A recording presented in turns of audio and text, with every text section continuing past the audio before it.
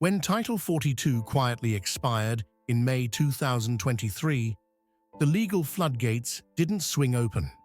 They blew off the hinges. Immigration economists now say asylum seekers explain about 60% of the explosion in shelter demand between 2022 and 2024. New York City became the epicenter overnight, scrambling to fund more than 77,000 migrant beds by Christmas 2024.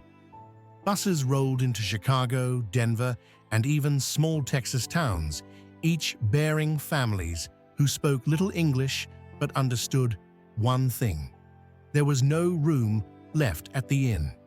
Yet the real surprise waits inside those overflowing gymnasiums. Who, exactly, were seeing in line for a cot? For decades, the stereotype of homelessness was a young drifter. Today, over half of America's unhoused are 25 or older, and the ranks of people past 50 are climbing faster than any other group. HUD data shows an 11% jump in older adult homelessness since 2020, with analysts warning their numbers could triple by 2030 if nothing changes. Men still dominate headcounts, roughly 61%, but women, trans, and non-binary individuals now fill a bigger share of shelter beds each year. Racial disparities remain brutal. Black Americans represent 40% of the homeless population, yet only 12% of the nation. Hispanic and Native communities are likewise overrepresented. The statistics scream, but a single night on the sidewalk whispers a harder truth. Age, race, and gender only predict how someone struggles, not whether they will. And one factor supercharges every struggle: the cost of simply keeping a roof overhead.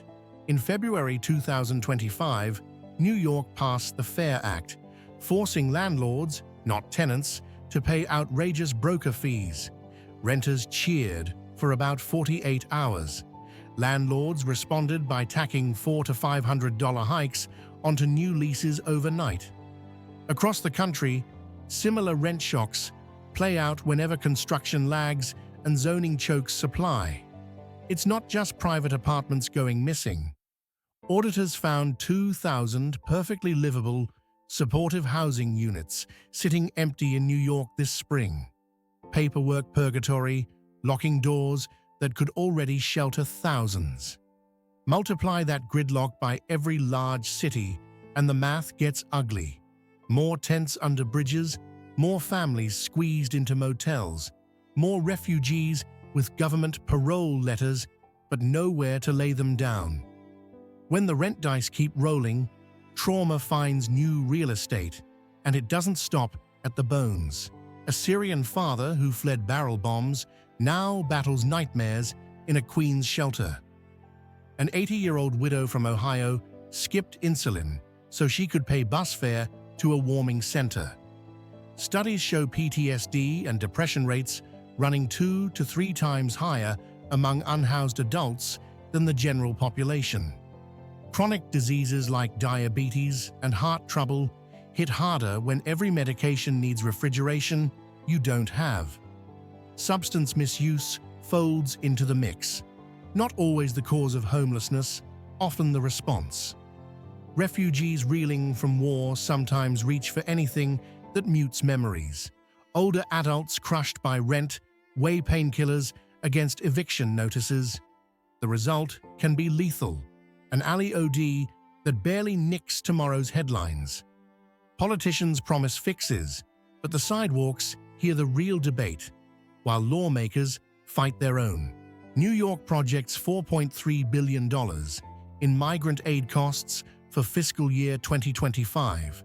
Chicago and Denver rush to follow.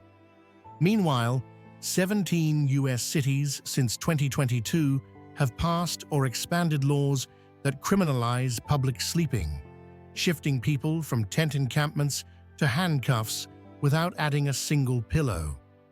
At the border, the Remain in Mexico protocol still strands thousands in makeshift camps where tarps replace visas. Critics call sanctuary city budgets a blank check. Supporters counter that federal gridlock leaves them no choice. The fight over funding is loud, but the fight over facts may be louder.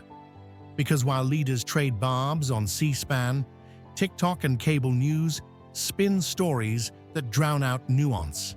Scroll any comment section and you'll find the claim. Refugees get 5-star hotels while vets sleep on sidewalks. The viral clips rarely mention that the average migrant stay in New York's converted gym shelters lasts fewer than 38 days, or that rooms resemble army barracks more than luxury suites. FBI numbers show anti-immigrant hate crimes climbed 22% in 2024, often sparked by rumors that outrun reality. Yet myths cut both ways.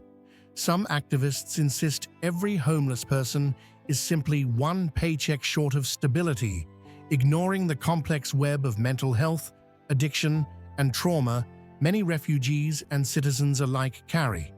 Both oversimplifications stall progress. Beneath the noise, however, a handful of cities are proving the crisis isn't destiny. Houston quietly slashed its street homeless count 62% over the past dozen years by funneling federal dollars into a coordinated housing-first network. Landlords received guarantees, caseworkers got real-time data, and people got keys within weeks, not years. California's new older adult rapid rehousing pilot mirrors that model, already clocking a 74% stability rate after 12 months. Early results hint that scaling existing success might cost less than perpetually managing failure. Small wins whisper a bigger possibility, that record-high homelessness doesn't have to be the prelude to an even bleaker record. But America now stands at a fork in the road, one paved with election ads and budget spreadsheets. Sidewalks are society's mirror. Every sleeping bag beneath a downtown billboard reflects the bargain a nation has struck between welcome and neglect. The 2025 numbers could climb again, or they could mark the high waterline we finally rolled back. So next time a headline pops about illegals or vagrants, remember the human faces behind the labels. New fathers clutching immigration papers, widows priced out of their own zip codes, veterans wrestling ghosts no one else can see. The question isn't whether America can house them, it's whether we choose to. And that decision starts long before the next busload arrives, right here, with what we do after this video ends.